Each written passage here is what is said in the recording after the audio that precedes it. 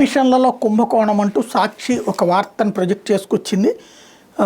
ఇందులో మార్కెట్లో కుట్టు మిషన్లు 5,000 నుంచి 13,000 లోపే దొరుకుతుంటే నాణ్యమైన మిషన్ అందజేసిన 13,000 లెక్క రాష్ట్రంలో 1,02,832 మంది మహిళా లబ్ధాలకు అందించాలంటే 133,68,16,000 ఏమవుతుంది. కానీ ప్రభుత్వం ఖరారు చేసిన టెండర్ లెక్కల్లో మాత్రం మిషన్ల కొనుగోలుకి 2,224 కోట్ల రూపాయలు ఖర్చు చూపించారు. అంటే 133 కోట్లు వ్యయమయ్యే వాటిని ప్రభుత్వం 224 కోట్లకు కట్టబెట్టింది.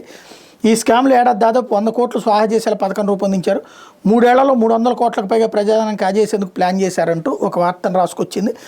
అదే సమయంలో నైపుణ్య శిక్షణ ఇచ్చేందుకు ప్రత్యేకంగా society for employment generation and enterprises development in Andhra Pradesh SEEDAP అనే విభాగం ఉంది.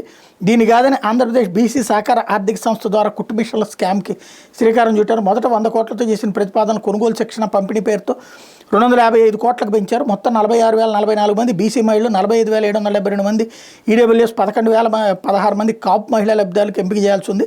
90 రోజుల పాటు శిక్షణ ఇచ్చాక ఉచితంగా కుట్టు మిషన్ అందించాల్సి ఉంటుంది. ఏ టెండర్ పిలిచినా తక్కువ మొత్తానికి కోట్ చేసిన సంస్థ ఖరారు చేయాలి. బీసీ కార్పొరేషన్ ద్వారా ఉచిత శిక్షణ కుట్టు మిషన్లకు పంపిణీకి గత ఏడాది డిసెంబర్ 18న ఆన్లైన్ బెడ్లను పిలిచారు. అదే నెల 31 టెక్నికల్ బెడ్లను తెరిచి 3 సంస్థలకు అర్హత ఉన్నట్టు ఖరారు చేశారు. తాజాగా 3 సంస్థలకు ఫైనాన్షియల్ బెడ్లలో టెండర్ కట్టబెడుతూ ఆమోద ముద్ర వేశారు. యూనిట్ ఒక్కో కుట్టు మిషన్ 21,788 రూపాయలు చొప్పున సరఫరాకు శ్రీ టెక్నాలజీ ఇండియా ముందుకు రాగా, social agency for people empowerment 23,400 చొప్పున సమకూర్చున్నట్టు తెలిసింది. Centre for urban and rural development 29,500 రూపాయలు చొప్పున సరఫరా చేస్తామని బిడ్లు దాఖలు చేసింది. ఈ 3 సంస్థలకు ఎంపానల్మెంట్ చేస్తూ ప్రభుత్వం టెండర్ ఖరారు చేయడం గమనార్హం అన్నటువంటి వార్తని హైలైట్ చేశారు. ఇంకోవైపున శిక్షణ ఇవ్వకుండానే నిధులు ఇచ్చేశారన్నటువంటి పాయింట్ హైలైట్ చేశారు.